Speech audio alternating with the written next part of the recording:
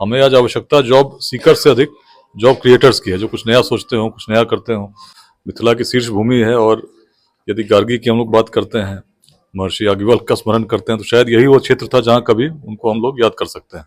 तो ऐसे में जब देश को और बिहार को नई दिशा देने की बात आती है, तो उसमें मधुबनी के प्रबुद्ध जन मिलकर कुछ ऐसा प्रयास करेंगे, निश्चित ही जो अभियान है सार्थक होगा।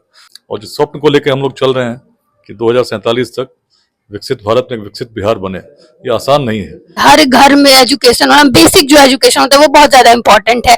तो क्या लग रहा है ये कब संभव होगा जब एक बेसिक एजुकेशन जो बिहार का है वो हर एक बिहारी को मिलेगा, हर एक बच्चे को मिलेगा? तो हमें प्रयास करना होगा, किसी जाति का हो, किसी संप्रदाय का हो, कोई बच्चा अशिक्षित न रहे। लेट्स इंस्पायर बिहार का जो प्रोग्राम था मधुबनी में, और विकास वैभव सर आए हुए थे यहाँ पे, और इनसे बात करते लगातार आप लोगों ने हमारे चैनल के जरिए से देखा था कि इनका प्रोग्राम चल रहा था। बात करते हैं सर से और जानते हैं कि कैसा क्या ये प्रोग्राम रहा। पहले भी सर आप यहाँ पे आए हुए थे और लेट्स इंस्पायर बिहार का प्रोग्राम जो है वो लगातार आपका चलता रहता है। क्या लग रहा है मधुबनी में जो ये नाम है लेट्स इंस्पायर बिहार कितना ज्यादा इंस्पायर कर रहा है? मुझे बड़ी प्रसन्नता है। मधुबनी से मेरी बड़ी आशा भी है, आकांक्षा भी है, अपेक्षा भी है। मिथिला की शीर्ष भूमि है और यदि गार्गी की हम लोग बात करते हैं, महर्षि याज्ञवल्क्य का स्मरण करते हैं, तो शायद यही वो क्षेत्र था जहाँ कभी उनको हम लोग याद कर सकते हैं। तो ऐसे में जब देश को और बिहार को नई दिशा देने की बात आती है, तो उसमें मधुबनी के प्रबुद्ध जन मिलकर कुछ ऐसा प्रयास करेंगे, निश्चित ही जो अभियान है सार्थक होगा। तो आज जब मैं आया तो बहुत लोगों को मैंने सुना। पहले जब आया करता था तो मैं बोलता था, अधिक लोग सुनते थे, लेकिन आज इसलिए प्रसन्नता हुई कि अनेक लोग आज अभियान को स्वयं उसके पथ प्रदर्शक बन चुके हैं, वाहक बन गए हैं परिवर्तन के। और ऐसा अब लगने लगा है कि जब बड़ी संख्या महिलाएं भी जुड़ रही हैं, उद्यमिता की बातें हो रही हैं, प्रयास हो रहा है और सामाजिक कार्य भी हुए हैं, अनेक कार्य हुए। यहाँ बीच में स्वास्थ्य शिविर भी लगा, जिन लोगों के साथ कुछ नुकसान हुआ उनको भी भरपाई करने की कोशिश हुई। तो सामाजिक रूप से अत्यंत सशक्त हो चुका है मधुबनी अध्याय, और निश्चित रूप से आज जो संख्या है उसमें बड़ी संख्या में लोग और भी जुड़ेंगे, ऐसा मुझे लगने लगा है।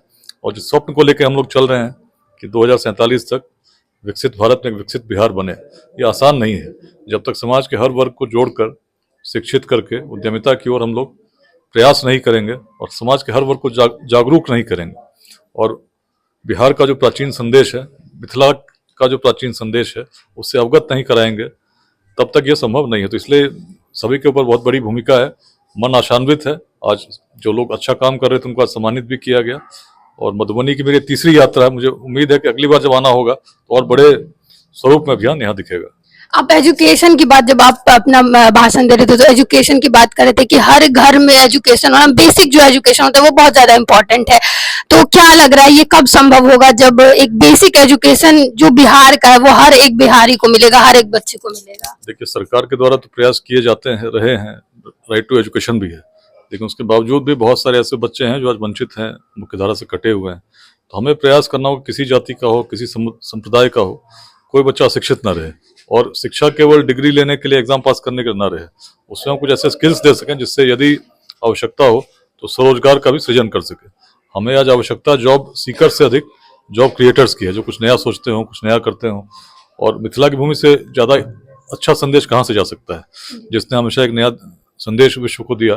तो कुछ जब नया करेंगे हम, आज मैंने बात की है यहाँ पर महिला उद्यमिता पर बात हो रही थी, मैंने कहा कैसे महिलाओं को हम बड़ी संख्या में उद्यमिता की ओर मोड़ सकें। इसके लिए आवश्यक है कि एक सुरक्षित माहौल हम बना सकें, कार्य क्षेत्र में भी, जहाँ भ्रमण करती हैं उस क्षेत्र में भी, और इसमें इंफॉर्मेशन टेक्नोलॉजी और कम्युनिकेशन टूल्स का हम अच्छे से उपयोग कर सकते हैं। इन टूल्स को बनाने में, उनके उपयोग में भी अच्छी संभावना है उद्यमिता की। जब महिलाएं जाती हैं, यदि महिलाएं से संबंधित वाहन उपलब्ध हो सकें किसी ऐप के माध्यम से, जहाँ कोई सुरक्षा की समस्या हो वहाँ जल्दी सूचना मिल सके, सहायता मिल सके, तो ऐसे अनेक आयाम हैं जिसपे उद्यमिता की संभावनाएं हैं। और इसमें यदि एक आईटी पार्क मिथिला में बनता है उस प्रकार का, जो जिसमें ऐसे विषयों पर बहुत ध्यान केंद्रित करके प्रयास किए जाए, और साथ साथ जो अन्य क्षेत्र हैं, आर्टिफिशियल इंटेलिजेंस का क्षेत्र है, इसमें भी लोग नए कुछ प्रकल्प प्रारंभ करें, तो निश्चित आने वाला समय बड़ा गौरवशाली होगा। और एक बौद्धिक जागृति जो मिथिला की पहचान रही है, उसके एक नए स्वरूप में हम लोग देखेंगे।